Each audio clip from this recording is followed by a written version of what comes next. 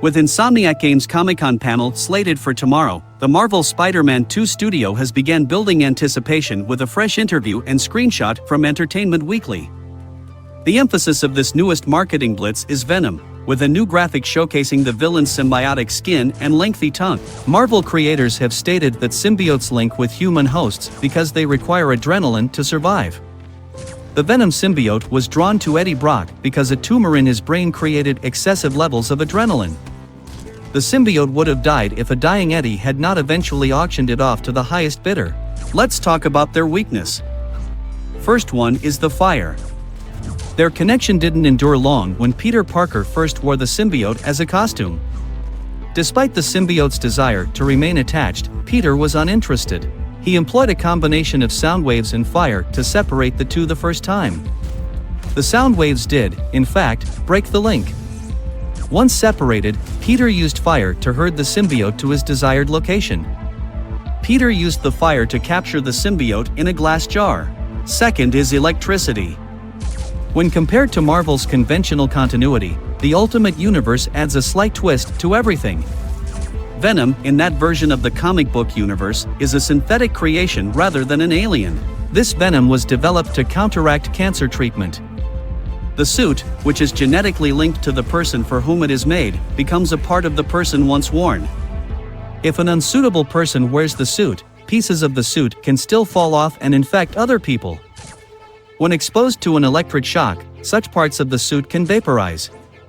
Similarly, the suit is vulnerable to electricity as a whole, but the larger the portion of the suit, the stronger the shock required. Miles Morales' electricity abilities stemmed from the spider bite that gave him his other abilities. It's not biologically correct because I'm not aware of any spider species that can generate electricity, but keep in mind that the spider was genetically altered and experimented on, so anything was possible. Miles' electrical abilities are also known as Venom Blasts. Miles can generate electricity via a process known as bioelectrogenesis and channel it through his hands and fingers in the form of strong blasts. Third is supersonic waves. Despite being a symbiote that can join with any being and exist in any environment, Venom has a few exterior flaws that might harm him. Sound waves are one of them. Extremely loud sounds, or extremely high-frequency sound waves, can shock the symbiote, causing it to detach from its host. This was discovered not long after Spider-Man met Venom. In reality, when standing in a church bell tower while the bell tolled, Spider-Man ordered Venom to leave him, which was enough to keep the two apart. The symbiote was likewise injured for months before he was strong enough to use his powers with a new host. Fourth is adrenaline. Venom, if there was ever a character who qualified as an adrenaline junkie, is it? Venom, unlike most people, does not spend his free time chasing a runner's high or flinging his hands up on roller coasters. Adrenaline, on the other hand, is what feeds the Clintar. According to certain versions of the narrative, the Clintar like to stay with a host until they can no longer create any adrenaline, then abandon them and find a new body.